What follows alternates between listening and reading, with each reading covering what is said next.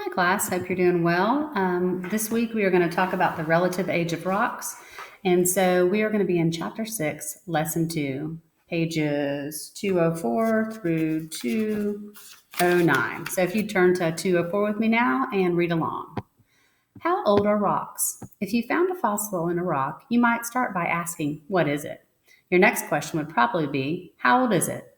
The first step is to find the age of the rock.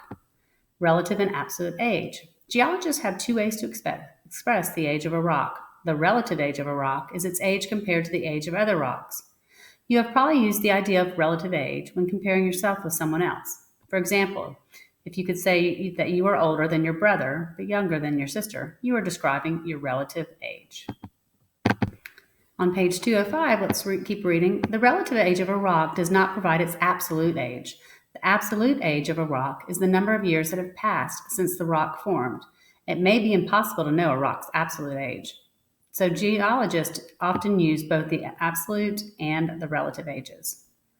Rock layers. Fossils are most often found in layers of sedimentary rock. And as you remember from 6th grade, you had sedimentary rock, metamorphic rock, and igneous rocks.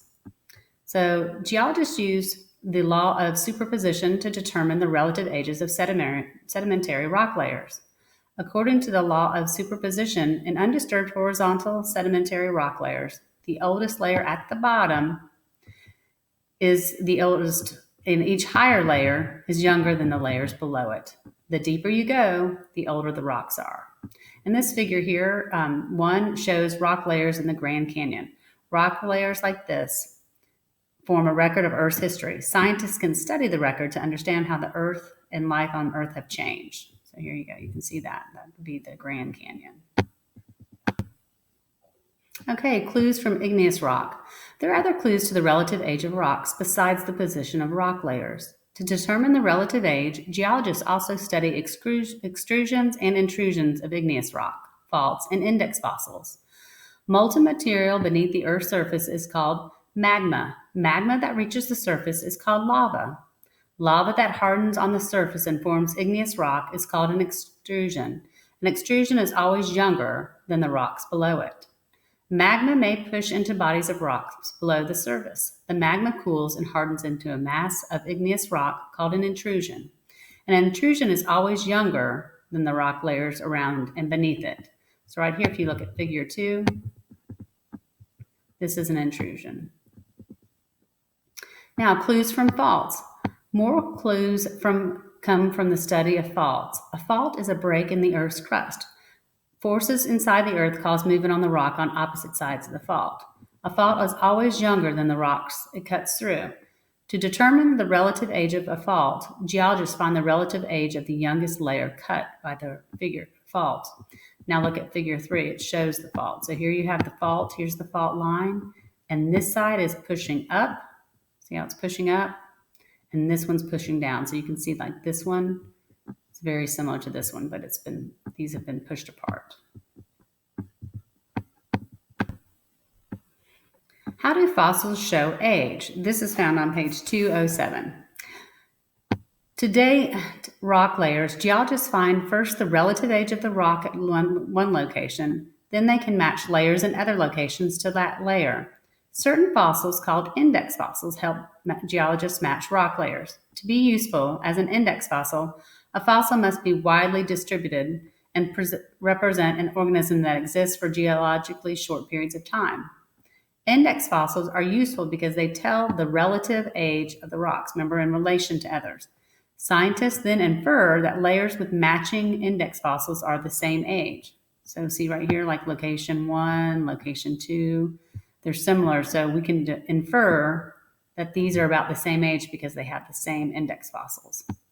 You can use index fossils to match rock layers. Look at figure 4, which shows rock layers from 4 different locations. Notice that these 2 of the fossils are found in only one of the rock areas. These are index fossils. We are now on page 208. How can rock layers change?